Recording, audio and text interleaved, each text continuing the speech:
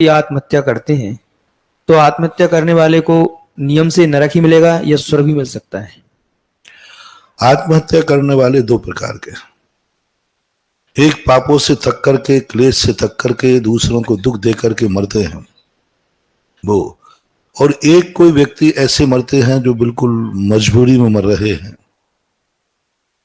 और इस तरीके से मर रहे हैं जैसे मान लीजिए उनको कोई सता रहा है, कोई मारने आ गया, अब क्या करें, और कोई ऐसी आफत में पड़ गए हैं जिनका जीने का कोई सहारा नहीं दिख रहा है, तो ऐसे लोग अकाल मरण कहलाता है। अकाम निर्जरा करते हैं, कभी अकाम निर्जरा करे, भवन त्रक में सुर तन धरे। आचार्यों ने भी कहा है, क्योंकि अकाल मरण में अकाम निर्जरा होती है। तो दो प्रकार के जीवों को अकाल मरण होते हैं, एक पाप करके मरते हैं, पाप के लिए मरते हैं, उनकी तो नियम से दुर्गति ही है। पूज्य रविशरण महाराज ने श्री पद्म पुराण के अंदर अकाल मरण करने वालों के लिए कहा, ये बार बार गर्भ में जाएंगे, मनुष्य भी बनेंगे, लेकिन ये जन्म लेने के पहले इनका गर्भपात करा दिया जाएगा। यानी वो गर्भ में आएंगे, एक दिन, 2 दिन, 4 दिन, महीने, 2 महीने, 3 महीने रहेंगे और किसी ना किसी निमित्त से उनका गर्भपात करा दिया जाएगा। गर्भपात किन जीवों का होता है?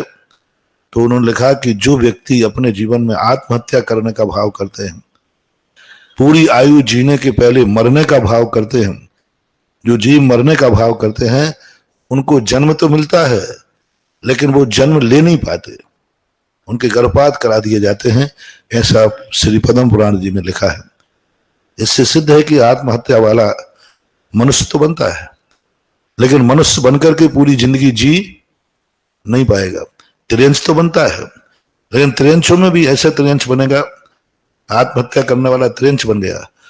अब किसी गाय के गर्भ में चला गया तो उसे कसाई ले जाएगा, उसका पेट जिंदा फाड़ेगा और छोटे से बच्चे की चमड़ी उधेड़ करके और उसके फर्श आदि बना देगा। आजकल होता है ना कि गर्भ से बच्चों को निकाल करके उनकी कोमल चमड़ी को फर्श आदि बना दे। ये से कौन से जीव होंगे जो गर्भ में जन्म ही नहीं ले पाए और मार दिए गए? तो वे वही जीव होंगे जिन्होंने आत्महत्या करने का भाव किया, मरने के परिणाम किए। जैसे मुर्गे अंडे वगैरह रखते हैं, अभी अंडे रख दिए, जन्म ले लिया, गर्भ की यातना सहन कर ली, और जब कोई आया कौआ उठा के लेके खा गया। मुर्गे के अंडे हैं, अभी अंडे दिए, गर्भ में उन्होंने सारी वेदनाएं सहन की गर्भ की, और जैसे ही जन्म हुआ तो उन्होंने अंडे खाने वाले ने उसको पानी में उबाल दिया, मार के खा गया। ये जितने अंडे बिकते हैं, इन अंडे में बिकने वाले जीव वही हैं जो कभी मरने का भाव करते हैं। सभी नहीं, और भी कारण है। तो ऐसे अंडा बनेगा, त्रियंश बन जाएगा, लेकिन अंडा बनेगा, वो चूजा नहीं बन पाएगा, उसके पहले उस अंडे को मार दिया जाएगा। तो गर्भपात आत्महत्या करने वाले चारों गतियों में उदाहरण मिलते हैं जाने वालों के, लेकिन उदाहरण मिलते हैं लेकिन वो विकृत हैं।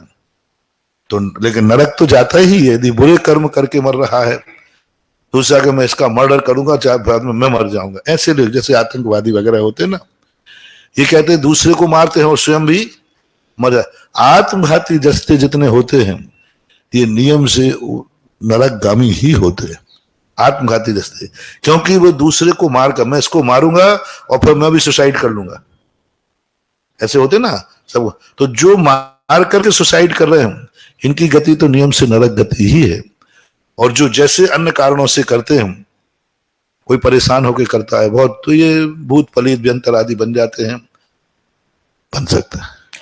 महाराज श्री, अगर जिस जीव ने देवायु का बंध कर लिया है, उसके बाद अगर वो आत्महत्या करता है तो वो कौन से? देवायु आयु बंध के बाद आत्महत्या हो ही नहीं सकती। आत्महत्या का अर्थ हो गया वो उसका फिर नियोग है, क्योंकि अकाल में मरण नहीं होता। आत्महत्या तो कर सकता है, लेकिन उसका मरण निश्चित है कि उस समय उसका उसी आत्महत्या से मरण निश्चित है। क्योंकि उज्ज्वल वीर सिंह स्वामी महाराज ने स्पष्ट लिखा, आयुबंध होने के बाद अकाल मरण नहीं होता। 1 सेकंड की भी, 1 सेकंड का क्या, 1 समय की भी आयु कम नहीं कर सकते। इससे सिद्ध है कि वो आत्महत्या भली कर ले, जैसे राजा शरणक ने किया, लेकिन राजा शरणक के मरने का समय आ चुका था। चाहे वो कुणिक के हाथ से मरते चाहे स्वयं मर गए। कुणक भी मारता तो भी मारते ही, कोई भी मारता, उनके मरने का समय आ गया था, क्योंकि आयु बंध उनको पहले हो चुका था। इसलिए आत्महत्या हो सकती है, लेकिन उनकी आयु बंध हो गया तो उसको वहीं जाना पड़ेगा जहां का आयु बंध हुआ। फर्क इतना हो जाएगा कि मान लीजिए किसी ने वैमानिक देव की आयु का बंध किया और उस समय उसने मरते समय आत्महत्या के द्वारा मरा संकलेश के साथ, तो घातायुष होकर के भवनत्रक में आ जाएगा। यदि आत्महत्या नहीं करता और ध्यान कर लेता, भक्ति कर लेता या कुछ भी कर लेता, तो वैमानिक में जन्म लेता, और चूंकि आत्महत्या करने का भाव आ गया तो उसको भवनत्रक में जन्म लेगा। इसे जैन सिद्धांत में घातायुष कहते हैं। तो आत्महत्या वाला यदि आयुबंध की बात करता है तो उसका घात होकर के वो व्यंत्रों में आकर के जन्म ले लेगा। महाराज श्री देखने में आता है